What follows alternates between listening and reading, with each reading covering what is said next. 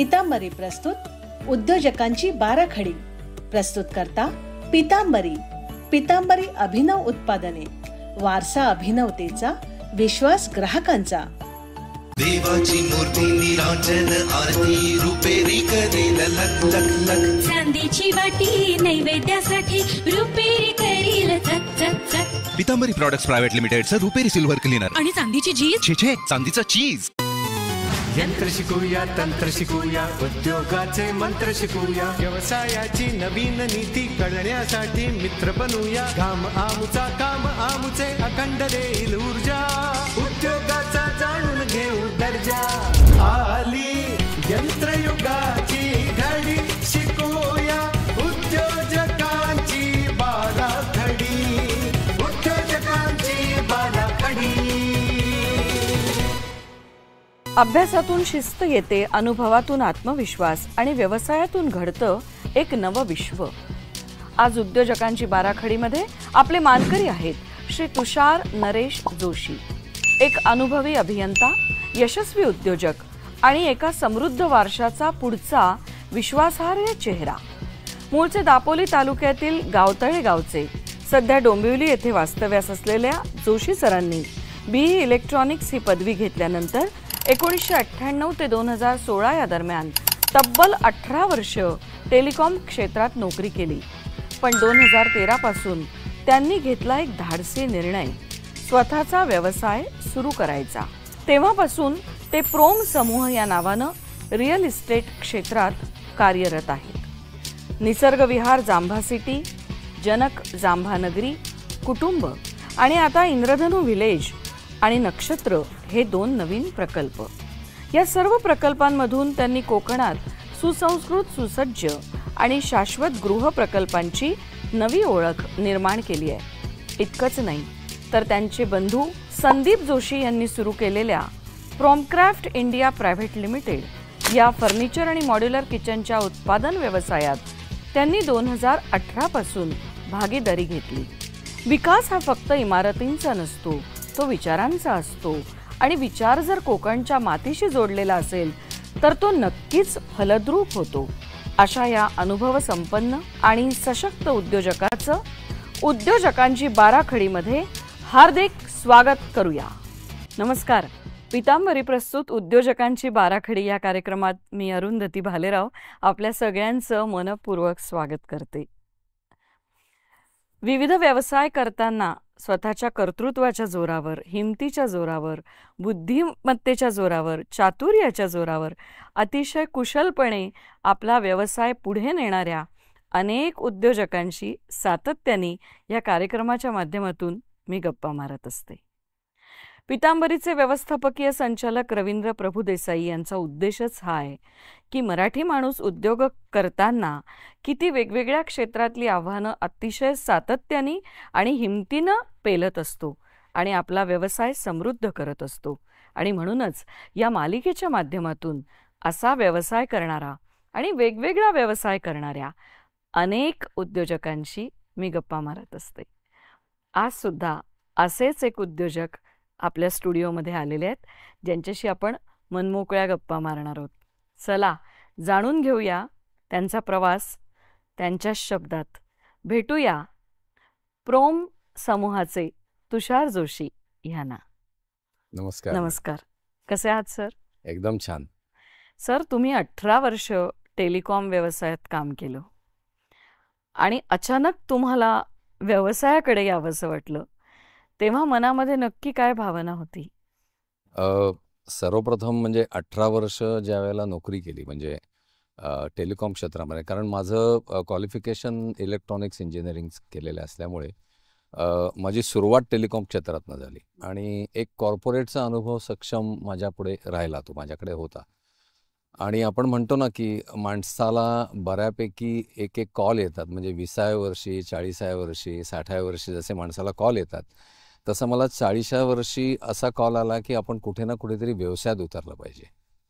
आणि खरं सांगायचं तर व्यवसायात उतरण्याची संधी प्राप्त झालेली होती, पण मी व्यवसायात आलो ते माझे मोठे बंधू, म्हणजे माझे थोरले बंधू आर्किटेक्ट संदीप जोशी, आणि त्यांनीच मला प्रत्यक्षात या व्यवसायामध्ये आणलं. कारण नोकरीमध्ये खूप चांगली सॅलरी मिळत होती, पगार खूप चांगला होता Fixed टेलिकॉम income होतं. क्षेत्रामध्ये. ॲब्सोल्युटली.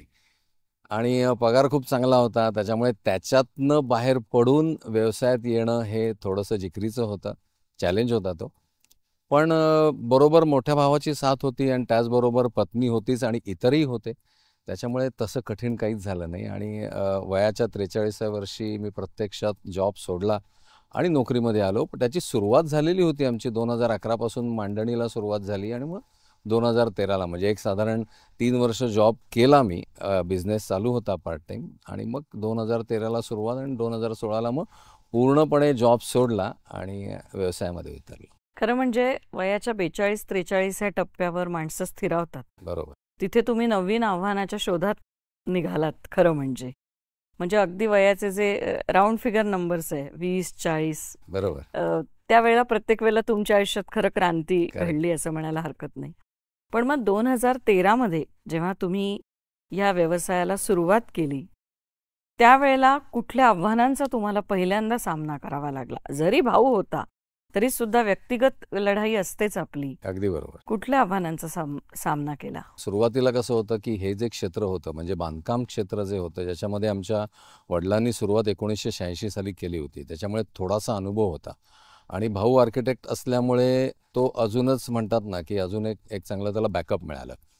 आणि ज्यावेळेला 2013ला प्रत्यक्षात व्यवसायाला सुरुवात केली त्यावेळेला आम्ही दोघांमध्ये एक डिमार्केशन केलं की टेक्निकल बाजू ही संपूर्ण तू सांभाळशील आणि माझा जो कॉर्पोरेटचा अनुभव होता इतक्या वर्षांचा, त्याच्यामुळे आपण जे म्हणतो ना की customer relationships is very very important in every business.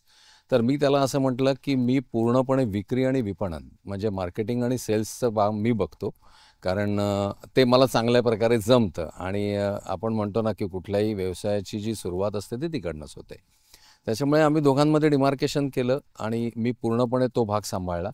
पण आम्ही ही जी सुरुवात केली ती एका गावातनं केली, म्हणजे कोकणातल्या एका गावातनं आम्ही व्यवसायाला सुरुवात केली. आणि खूप जिकरीचं होतं, कारण गाव हे काही त्यावेळेला ते डेव्हलप नव्हतं आणि ते डेव्हलप करायचं, आपण काहीतरी करायचं, कारण कोकणाशी नाळ जोडलेली होती. आणि ती नाळ जोडलेली असल्यामुळे, कारण लहानपणापासून कोकणात जाणं होतं, त्याच्यामुळे इथे काहीतरी करायचं, इथेच आपली कुठेतरी कर्मभूमी स्थापन करायची, असाच आम्ही विचार केला. पण मग आणि कोकणच का निवडलं? तुम्हाला म्हटलं ना की कोकणाशी आमची नाळ जोडलेली होती अगदी लहानपणापासून. म्हणजे 10वीची परीक्षा असो, काय कुठलीही परीक्षा झाली, वार्षिक परीक्षा झाल्यानंतर कोकणात जायचो, आजी आजोबा असायचे. अच्छा, तिथे तुमचे आजी आजोबा होते. ॲब्सोल्युटली. म्हणजे आमचं ते घरच होतं तिथे, म्हणजे पूर्वापार आमचं ते घर होतं, अगदी 150 वर्षांपासूनचं जुनं घर होतं. आता आम्ही ते नवीन बांधलं.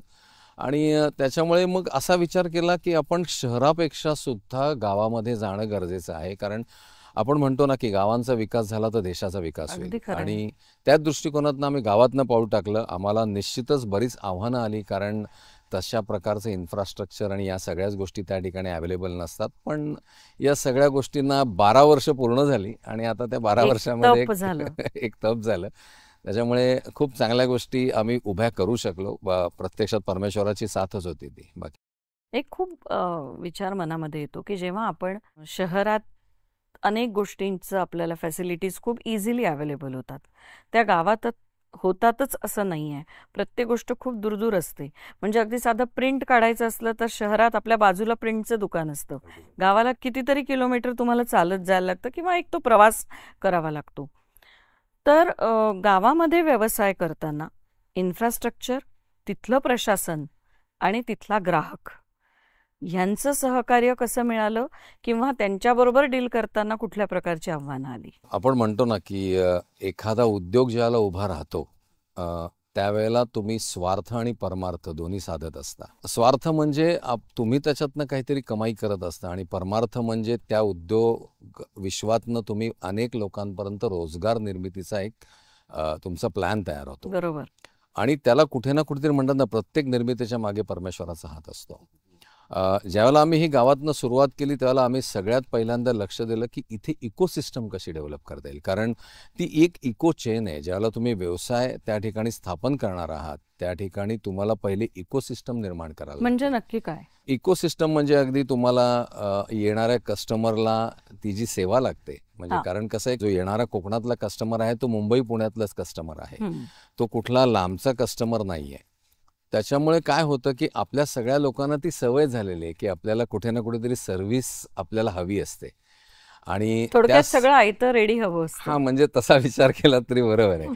आणि आपल्या लोकांना ती सर्व्हिस हवी असते. मग आम्ही सगळ्यात पहिल्यांदा फोकस असा केला की जे आपण पहिले इन्फ्रास्ट्रक्चर उभं करू त्याच्यामध्ये सुरुवात आधी लोकांना राहण्याची व्यवस्था कशी होईल ती आपण करूया. आणि त्याची सुरुवात खरं तर आमच्या घरापासूनच झाली. आणि घरापासून होताना म्हणजे आधी आमचं घरच हे आमचं सर्व्हिसचं स्टेशन होतं. त्याच ठिकाणी कस्टमर यायचे, त्या ठिकाणी राहायचे सुद्धा आणि मग नंतर मग ते बंगले बुक करायचे. अशी आमची जी सुरुवात झाली, ज्याच्यामध्ये आमचा पहिला प्रकल्प होता निसर्ग विहार जांबा सिटी, ज्याच्यामध्ये आम्ही 16 बंगले बांधले आणि त्याच्यातलेच काही बंगले मग आम्ही हळूहळू लोकांना स्टे करता द्यायला लागलो. म्हणजे अशी सर्व्हिस त्या ठिकाणी निर्माण केली. मग आता कसं होतं की मुंबई पुण्यातले लोक आहेत ज्यांना जेवणापासूनची सगळी सोय लागते, मग त्या ठिकाणी आम्ही आमचं रेस्टॉरंटसुद्धा उभं केलं.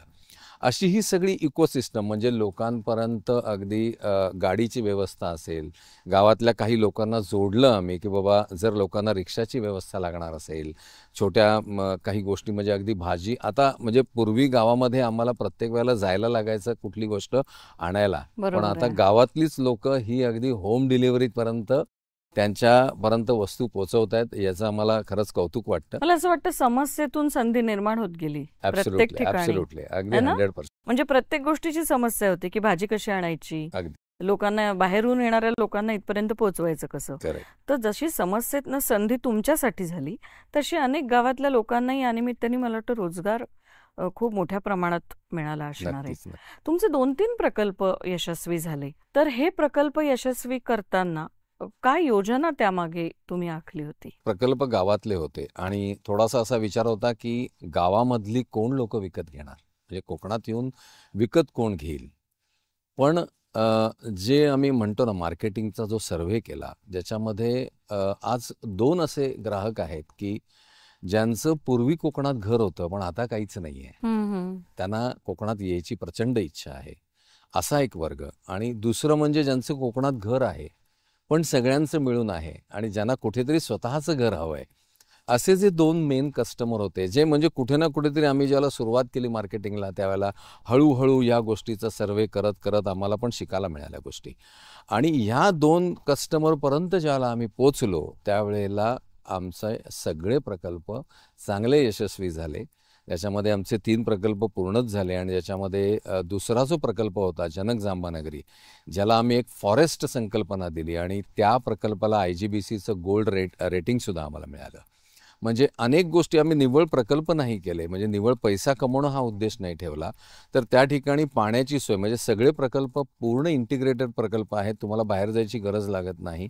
आतमध्ये अगदी वॉटर हार्वेस्टिंगपासून ते वॉटर रिचार्जिंगपर्यंत सगळ्या गोष्टी चांगल्या प्रकारे राबवल्या आहेत आणि हे सगळ्या प्रकल्पामध्ये आम्ही केलेलं आहे. त्याच्यामुळे येणारा ग्राहक हा संतुष्ट होतो आणि शेवटी आपण म्हणतो ना की एक संतुष्ट ग्राहक सो ग्राहक को लेके आता है. आणि हीच तुमच्या व्यवसायाची यशाची गुरुकिल्ली असते. या गोष्टी अशाच सुरू राहणार आहेत. आपण घेतो एक छोटासा ब्रेक. मंडळी कुठेही जाऊ नका. ब्रेक नंतर पुन्हा येतोय. मी गप्पा मारतेय तुषार जोशी यांच्याशी. पितांबरी प्रस्तुत उद्योजकांची 12 खडी. देवाची मूर्ती निरांजन आरती रुपेरी करेल लख लख लख. चांदीची वाटी नैवेद्यासाठी रुपेरी करील चक चक चक. पितांबरी प्रॉडक्ट्स प्रायव्हेट लिमिटेडचं रुपेरी सिल्व्हर क्लिनर. आणि चांदीची झीज. छे छे, चांदीचं चीज.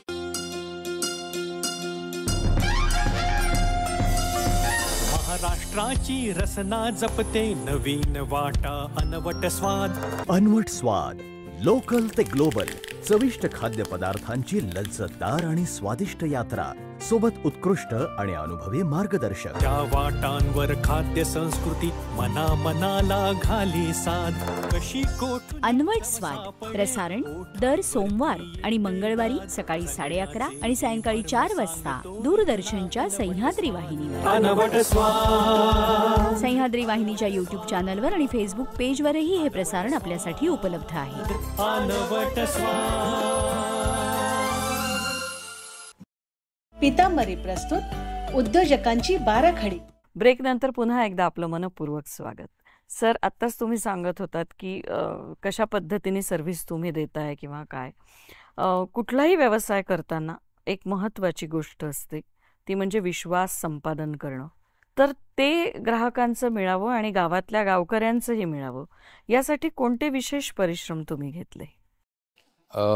सगळ्यात महत्त्वाची म्हणजे व्यवसायातला प्रामाणिकपणा. हं. जसं मी तुम्हाला आधी म्हटलं, की स्वार्थातनं परमार्थाकडे जाण्याची वाट आहे. आणि काही ठिकाणी म्हणतो ना, की आपण परमार्थ ज्यावेळेला करतो, त्याचं प्रमोशन करायची गरज लागत नाही. म्हणजे जे आज आपण वारीसुद्धा बघतोय, की वारीचं कुठल्याही प्रकारचं प्रमोशन होत नाही. त्या ठिकाणी अनेक भाविक येतात. तसंच आम्ही बऱ्याच गोष्टी म्हणजे ज्या वेळेला आम्ही एखाद्या गावामध्ये ज्यावेळेला प्रकल्प करत होतो, त्यावेळेला CSR ॲक्टिव्हिटी काय आपल्याला करता येईल, तिकडच्या लोकांना आपल्याला काय देता येईल, कारण शेवटी आपण समाजाचं काहीतरी देणं लागत असतो. आणि या भावनेतनंच ज्यावेळेला आम्ही तो उद्योग उभा केला, त्यावेळेला काहीतरी CSR ॲक्टिव्हिटी आपण त्या ठिकाणी केलीच पाहिजे, हा आमचा त्या ठिकाणी आमचा आग्रह होता. आणि ते आम्ही प्रत्येक प्रकल्पाच्या नुसार केलेलं आहे. मला ते सांगायची गरज नाही, जसं मी तुम्हाला म्हटलं परमार्थ सांगायची गरज नसते. याच्यामुळे लोकांचा विश्वास तर नक्कीच संपादन झाला. आणि हे काहीतरी चांगलं करतील. ॲब्सोल्युटली. आणि व्यवसायामधली पारदर्शकता, कारण जो व्यवसाय तुम्ही करता त्याच्यामध्ये जर ट्रान्सपरन्सी असेल तर लोकांचा विश्वास नक्कीच त्या ठिकाणी संपादन तुम्ही करू शकता. आणि याला आज 12 वर्ष झाली. या 12 वर्षामध्ये भरपूर काही आम्ही शिकलो. आज अनेक कॉम्पिटिशन्स त्या ठिकाणी तयार झाली, कारण आता दापोली हे खरंच एक हॉट डेस्टिनेशन आहे. आणि आता त्या ठिकाणी व्यवसाय करणारे, इवन आमच्यासारखंच भरपूर काही करणारे लोक येत आहेत. पण डेफिनेटली आमचा जो काही ब्रँड आपण जे म्हणतो ना, ब्रँड व्हॅल्यू तयार होणं, लोकांपुढे विश्वासार्हता निर्माण होणं, हे चांगल्या प्रकारे 12 वर्षात आम्ही करू शकलो. आणि ते करण्यामागे मी सर्वस्वी ते परमेश्वराचेच आभार मानतो. अनेक प्रकल्प राबवले किंवा राबवत आहे. इंद्रधनु विलेज पितांबरीचं आणि नक्षत्र हे इतर प्रकल्पांपेक्षा वेगळं कसं आहे? इंद्रधनु विलेज खरं सांगायचं तर पितांबरी बरोबर म्हणजे आमचं हे जॉईंट व्हेंचर आहे. आणि याच्यामध्ये जे इंद्रधनुचे जे प्रकल्प आहे, ज्याच्यामधली जी लँड आहे ती संपूर्ण पितांबरीची आहे. मी प्रभुदेसाई सरांना काही आधी भेटलेलो होतो आणि त्यांनी आमचा जांभानगरी म्हणजे जनक जांभानगरी प्रकल्प त्यांनी पाहिला होता. आमची ॲक्च्युली ब्राह्मण व्यावसायिक ह्याच्यावरती आमची ओळख झाली. आणि ती ओळख होता मी त्यांना सरांना म्हटलं की सर, आम्हीही दापोलीमध्ये काम करतोय, तर कधी तुम्हाला वेळ मिळाला तर नक्की या. आणि मला ॲक्च्युली कल्पनाही नव्हती. सरांचा मला अचानक फोन आला, अरे मी दापोलीत आलो आहे, तू कुठे आहेस? म्हटलं सर मला माहिती रे तू येणार आहात. आणि मी म्हटलं की सर मी नेमका नाही आहे तिकडे. म्हणाले काय हरकत नाही आहे, तुझा कोणीतरी मॅनेजर असेल ना त्याला सांग. तर मी त्या ठिकाणी आमचा मॅनेजर होता, जितेंद्र शहा म्हणून होता. त्याला म्हटलं अरे सगळी कामं टाक आणि पहिले सरांना जाऊन अटेंड कर. सरांना आम्ही जांभा सिटी दाखवला, जनक जांभानगरी त्यांनी पाहिला. आणि त्यांनी तिकडनं मला फोन केला, तुझी काही गरज नाही आहे, तुझ्या मॅनेजरनी सगळं काम केलेलं आहे. अचानक 8 दिवसानंतर त्यांच्या CEOचा मला फोन आला, अजय जोशी म्हणून होते, त्यांचा फोन आला मला की सरांना भेटायचं आहे तुम्हाला. म्हटलं नक्की कशा करता सरांना भेटायचं? ते म्हणाले काही टेक्निकल गोष्टी आहेत. मी म्हटलं एक काम करूया, टेक्निकल करता माझे मोठे भाऊ आहेत संदीप जोशी आणि त्यांचेच पार्टनर अभिजित सायवकर, दोघेही आर्किटेक्ट आहेत. म्हटलं त्यांना मी पाठवतो, म्हणजे टेक्निकल गोष्टी नक्कीच सर त्यांच्याशी चांगल्या प्रकारे डिस्कस करू शकतात. आणि त्या माध्यमातनं ह्या सगळ्या गोष्टी पुढे घडत गेल्या. मला वाटतं चांगल्या व्यक्ती चांगल्या व्यक्तींकडे आपोआप येतात. ती नियतीची योजना असते, नाही का? म्हणजे म्हणतो ना आपण की जैसा संग वैसा रंग, जशी तुमची संगत असते तशी रंगत चढते तुमच्या व्यवसायामध्ये. Positive energy always attracts each other. तसंच कदाचित झालं असेल. आणि त्याच निमित्ताने मी हा इंद्रधनु प्रकल्प, सरही म्हणाले की अरे आम्ही इंद्रधनु प्रकल्पाला सुरुवात जी केलेली आहे तर तुम्ही या प्रकल्पामध्ये पुढे जा, आम्ही तुमच्या बॅकिंगमध्ये राहतो. म्हटलं काहीच हरकत नाही सर, आपण तो करूया. आणि आता खूप चांगल्या प्रकारे प्रकल्प पुढे चालला आहे. ऑलमोस्ट आमची पहिली फेज कम्प्लिशन मोडला आहे. त्याच्यात 100 बंगल्यांची ही टोटल हा प्रकल्प आहे, ज्यातले आता 50 बंगले आमचे पूर्णत्वाला आलेले आहेत. आणि पुढच्या 50 बंगल्यांकरता आमची सरांबरोबर पुढची मीटिंग पण होणार आहे. तर हा असा प्रकल्प ज्याच्यामध्ये सप्तरंगातले असे आम्ही काही वेगवेगळे प्रकार त्याच्यामध्ये केलेत. म्हणजे प्रत्येक बंगल्याला वेगळं कलर कॉम्बिनेशन्स केलेलं आहे, म्हणून त्याला इंद्रधनु असं नाव दिलेलं आहे. ते ॲक्च्युली सरांनीच दिलेलं आहे, वापर केलाय, पण आम्ही 7 रंगांचा त्याच्यात वापर केला. आणि जो नक्षत्र प्रकल्प आहे आमचा तो एक प्रीमियम आहे. आणि ज्याच्यामध्ये आपण म्हणतो ना की कोकणातला चिरेबंदी वाडा, लोकांना चिऱ्याचं खूप अट्रॅक्शन आहे. आणि या चिऱ्याला कसं एक्सपोज करता येईल अशा पद्धतीने नक्षत्राची मांडणी केली आहे आणि एक असा प्रीमियम प्रकल्प त्याच्यामध्ये करतोय. लोकांचा चांगला आम्हाला प्रतिसाद मिळतो त्याच्यात. तुमच्या भावाची जी कंपनी आहे मला वाटतं क्राफ्ट, त्याच्यामध्ये पण तुम्ही सेल्स आणि मार्केटिंगचं काम करता. बरोबर. ते सगळं कसं मॅनेज करता? मग वेळेचं व्यवस्थापन कसं करता? ॲक्च्युली त्या व्यवसायाला ऑलमोस्ट 25 वर्षापेक्षा जास्त झाली आणि ज्याच्यामध्ये त्याची जी सुरुवात झाली होती ते किचन क्राफ्ट या नावाने झालेली होती. डोंबिवलीमध्ये फॅक्टरी होती आणि त्याच्यानंतर मग आम्ही ही फॅक्टरी कोकणामध्ये आणली आणि मग त्यावेळेला आम्ही असं केलं की नाव आम्ही बदललं, ज्याच्यामध्ये माझी ॲक्च्युली सुरुवात 2018 पासून त्या व्यवसायामध्ये झाली होती. याचं कारण असं होतं की माझ्याकडे जो असलेला विक्रीचा आणि विपणन म्हणजे मार्केटिंगचा जो अनुभव होता त्याच्यामध्ये कुठेतरी मोठ्या भावाला वाटलं की आपल्याला या व्यवसायामध्ये सुद्धा त्याची फार मोठी गरज आहे. कारण मॉड्युलर किचन सुद्धा आज म्हणतो ना एका महिलेला समर्पित येते आणि फर्निचर सुद्धा. त्याच्यामुळे आपण म्हणतो ना आमच्या कुठल्याही व्यवसायामध्ये निर्णय हा महिलेचाच आहे. त्याच्यामुळे त्या कॉम्पोनंटपर्यंत म्हणजे त्या ग्राहक वर्गापर्यंत पोहोचण्याकरता तुमचं मार्केटिंग स्ट्रॉंग असलं पाहिजे आणि म्हणून मी त्या क्षेत्रामध्ये उडी घेतली आणि चांगल्या प्रकारे आम्ही सांभाळतोय आणि लोकांपर्यंत पोहोचण्याचा आमचा प्रयत्न चालूच आहे. मला वाटतं स्त्री जे करेल ते योग्यच करेल हा प्रत्येक पुरुषाला विश्वास असतो. याच नोटवर मी जरा एक ब्रेक घेते आणि ब्रेक नंतर आपण पुन्हा गप्पा मारू. मंडळी कुठेही जाऊ नका, बघत रहा पितांबरी प्रस्तुत उद्योजकांची बाराखडी. पितांबरी प्रस्तुत उद्योजकांची बाराखडी. देवाची मूर्ती निराजन आरती रुपेरी करेल लख लख लख. चांदीची वाटी नैवेद्यासाठी रुपेरी करील चक चक चक. पितांबरी प्रोडक्ट्स प्राइवेट लिमिटेडचं रुपेरी सिल्वर क्लीनर. आणि चांदीची जीज. छे चांदीचं चीज. एक ऐसे लिरिक्स राइटर जिन्होंने अपनी कलम से लिखे कई कल्ट गाने, बेकरार करके हमें यूं न जाइए, वो शायर जो मुशायरों से निकलकर बने जाने माने गीतकार, भंवरा बड़ा नादान है. साथ ही बॉलीवुड की चुलबुली एक्ट्रेस जिन्होंने एक्टिंग के लिए छोड़ दी अपनी पढ़ाई. नींद चुराई मेरी किसने ओ सनम तूने. जाने माने गीतकार शकील बदायूनी जी और बॉलीवुड एक्ट्रेस काजोल की जिंदगी से जुड़े कुछ खास पहलू जानने के लिए देखिए रंगोली. जाती हूँ मैं. जल्दी है क्या. रंगोली प्रसारण दर रविवारी दुपारी 12 वाजता, दर गुरुवारी रात्री 8:30 वाजता दूरदर्शनच्या सह्याद्री वाहिनीवर. आमचे हे आमची ही. आजच्या भागात भेटूया सुप्रसिद्ध अभिनेते सुनील बर्वे आणि उद्योजिका अपर्णा बर्वे यांना. मी 11वीला होते आणि तो 12वीला होता आणि एका मैत्रिणीचं बर्थडे पार्टी बाजूच्याच छोट्याशा हॉटेलमध्ये ती आम्हाला एक भेळपुरीची पार्टी वगैरे टाईप्स देत होती आणि हा समोर बसला होता त्याच्या मित्रांबरोबर आणि समहाऊ आम्ही एकमेकांना बघितलं आणि क्लिक झालं म्हणतात तसं वाटलं असेल आणि मग ते सुरू झालं. पाठलाग म्हणजे ॲक्च्युअल पाठलाग नाही पण बघणं जाता येता एकमेकांना आणि ते म्हणजे मुद्दाहून मग ती त्या लेडीज कॉमन रूम मधून बाहेर पडली की आम्ही तिकडे उभे असणार. जे कॉलेजमधलं तेव्हाचं एक वातावरण होतं आणि धाकधूक आणि भीती सुद्धा. आपण अप्रोच कसं करायचं आताच्या सारखा जमाना नव्हता तो. आमचे हे आमची ही. दर बुधवारी संध्याकाळी 7:30 वाजता पुन्हा प्रसारण दर शुक्रवारी दुपारी 2:30 वाजता फक्त सह्याद्री वाहिनीवर. देवाची मूर्ती निराजन आरती रुपेरी करेल लख लख लख. चांदीची वाटी नैवेद्यासाठी रुपेरी करील चक चक चक. पितांबरी प्रोडक्ट्स प्राइवेट लिमिटेडचं रुपेरी सिल्वर क्लीनर. आणि चांदीची जीज. छे चांदीचं चीज. पितांबरी प्रस्तुत उद्योजकांची बाराखडी. ब्रेक नंतर आपलं पुन्हा एकदा स्वागत. प्रत्येक व्यवसाय करताना त्याच्यामध्ये कुटुंबाचं योगदान फार महत्वाचं असतं. ते अशा अर्थाने की मदतीचा हात तर लागतोच, पण पुढची पिढी घडवत जाणं हा त्यामागचा उद्देश असतो. तुमच्या कुटुंबाचा याच्यामधला सहभाग कसा आहे? एक म्हणजे संपूर्ण जॉईंट फॅमिली ज्याच्यामध्ये मोठे जे भाऊ आजच्या काळात आहे. अगदी म्हणजे आम्ही अगदी एकत्र राहत नसलो तरी आम्ही व्यवसायाने एकत्रच आहोत आणि ज्याच्यामध्ये मोठे भाऊ आहेतच आर्किटेक्ट, माझी वहिनी पण आहे त्याच्यामध्ये. त्याचबरोबर माझी मिसेस सुला त्याच्यामध्ये मदत करते. संपूर्ण ॲडमिनिस्ट्रेशनचा भाग ती सांभाळते आणि वहिनी अकाउंट सांभाळते. कुठलाही व्यवसाय हा निव्वळ तुमच्यापुरताच मर्यादित राहता कामा नये, तो तुम्हाला तुमच्या पुढच्या पिढीला देणं गरजेचं आहे. हे सगळं करत असताना मुंबई म्हणजे डोंबिवलीत येणं जाणं आणि कोकण कधी दमायला होत असेल त्यावेळेला स्वतःला मोटिवेट कसं करता? आपण म्हणतो ना, एंटरप्रेन्युअर म्हणजे उद्योजक हा कायम सेल्फ मोटिवेटेड असतो.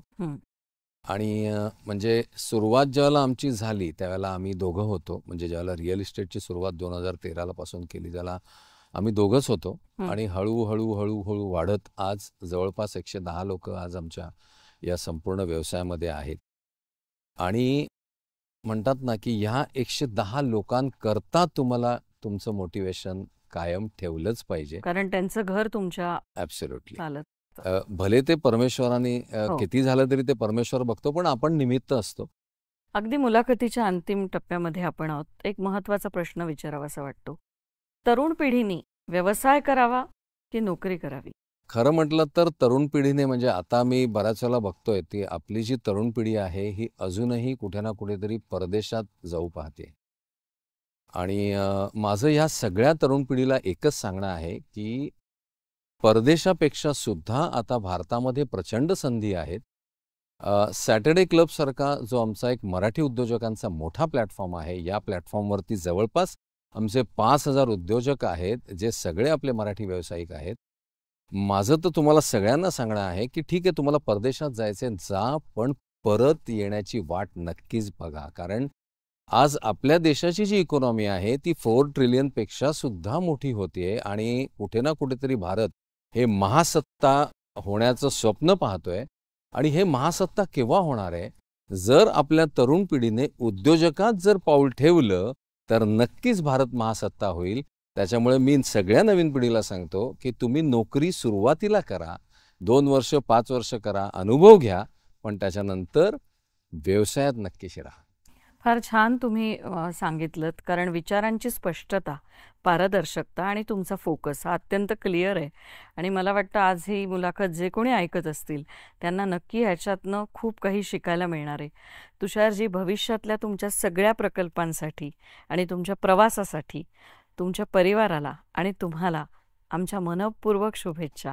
धन्यवाद. आपली रजा घेतोय. मंडळी, एक फार महत्त्वाचा संदेश तुषार जोशी यांनी तरुण पिढीला दिला आहे की भारतात खूप संधी उपलब्ध असताना परदेशात जाण्याचा जो तुमचा सततचा कौल आहे तो थोडासा बाजूला ठेवा आणि आपल्या देशाला आपल्या टॅलेंटची, आपल्या कर्तृत्वाची पुढे नेण्यासाठी गरज आहे. त्यामुळे परदेशात जाण्याच्या ऐवजी आपल्या देशात असलेल्या संधीचं सोनं करा, आपल्या देशात टिकून राहा आणि गेलात तरी लवकर परत या. या नोटवर थांबतेय. भेटूया पुढच्या शनिवारी पितांबरी प्रस्तुत उद्योजकांची बाराखडी या कार्यक्रमात एका नवीन उद्योजकांसह. तोपर्यंत नमस्कार. यंत्र शिकूया, तंत्र शिकूया, उद्योगाचे मंत्र शिकूया, व्यवसायाची नवीन नीती कळण्यासाठी मित्र बनूया. काम आमुचा, काम आमुचे, अखंड देईल ऊर्जा, उद्योगाचा जाणून घेऊ दर्जा. आली यंत्रयुगाची घडी, शिकूया उद्योजकांची बाराखडी, उद्योजकांची बाराखडी. पितांबरी प्रस्तुत उद्योजकांची बाराखडी. प्रस्तुत करता पितांबरी. पितांबरी अभिनव उत्पादने, वारसा अभिनवतेचा, विश्वास ग्राहकांचा.